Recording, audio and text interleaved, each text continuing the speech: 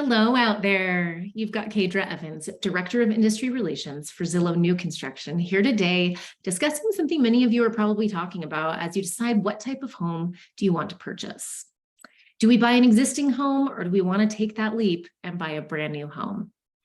As with anything, there are pros and cons to either decision you make, and it really comes down to your wants and needs from the purchase. Let's fast forward. Let's say you finally came to the conclusion that new construction is for you. Step one is check, done. So where do you even begin? The process can be particularly daunting from a 30,000-foot view. There are so many options at your fingertips, timelines to pay attention to, things that can disrupt those timelines, and so on and so on. The goal today is to demystify the process of buying a new home and to help set you up for success as you start down that path. There are many reasons to love a brand new home. Is new home smell a thing? I feel like it should be.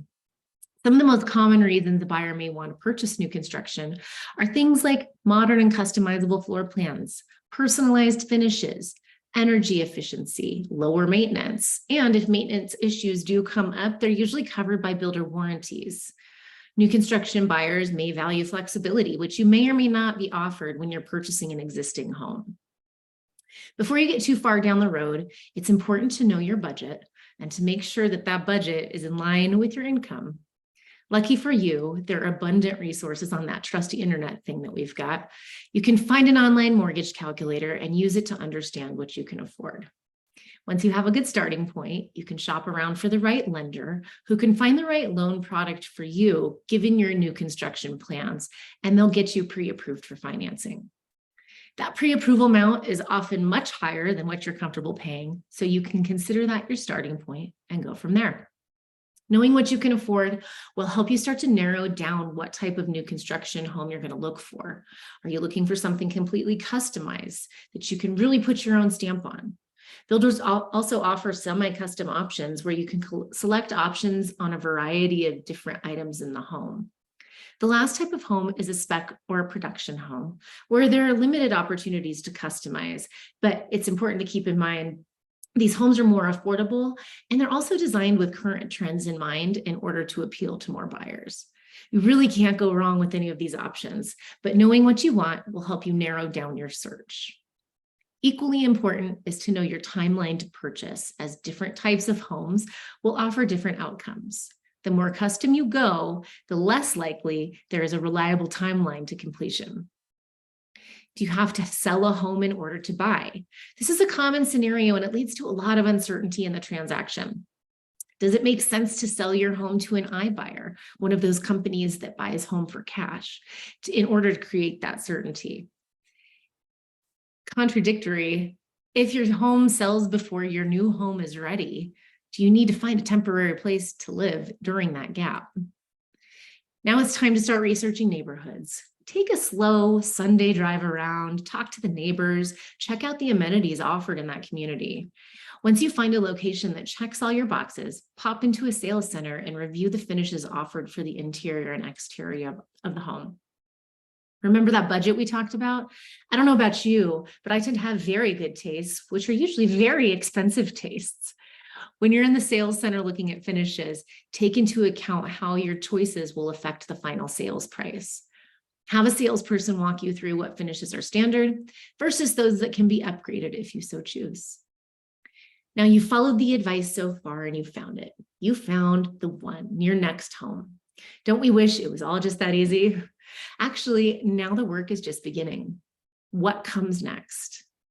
You'll be presented with a very long contract drafted by the builder's attorney.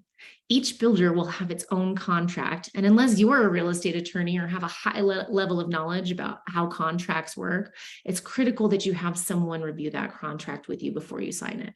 You'll want to find an attorney or a real estate agent to review the paperwork, your responsibilities, deadlines, monies owed, timelines, and everything else under the sun with you. Once you're comfortable with the terms, you can sign the contract and the transaction clock officially begins. The first thing you'll be required to pay is an earnest money deposit, and that effectively reserves the home for you and will be applied to your down payment when you close. Financing for new construction homes can be tricky depending on how you start the process. Are you building on a vacant lot with a custom home builder? You may be required to get a construction loan where draws are made incrementally to pay for the cost of construction, and then it converts to a traditional loan upon closing. You may also use a bridge loan. These are used to cover the cost of a new home if the former home hasn't sold by the time of closing. These are typically short-term, but up to about 6 months. Interest rates are higher than your typical 30-year fixed rates. Before your loan is cleared to close, the lender will order an appraisal. This is paid for by you, the buyer, to show that the value of the home is equal to or greater than your loan amount. This is typically one of the very last steps in the financing process. You can also expect several walkthroughs at different stages of the construction process. Any issues found during these walkthroughs will make their way onto the punch list, is what it's called, and the builder will assign repairs and keep track of what's been completed. You also have the right to inspect the property ahead of closing if you so choose. Whether you're building a home from the ground up or buying something that's not quite complete, a certificate of occupancy, sometimes called a CO, will be required before your financing can be approved and before the builder is able to close.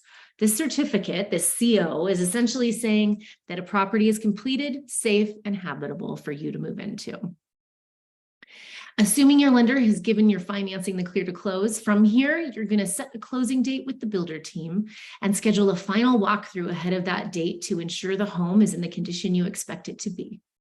Once you sign off on that piece, you are ready to close.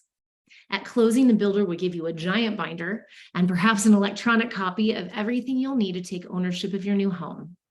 It will include things like model numbers of appliances, warranty information, paint colors, and anything else that you need to know.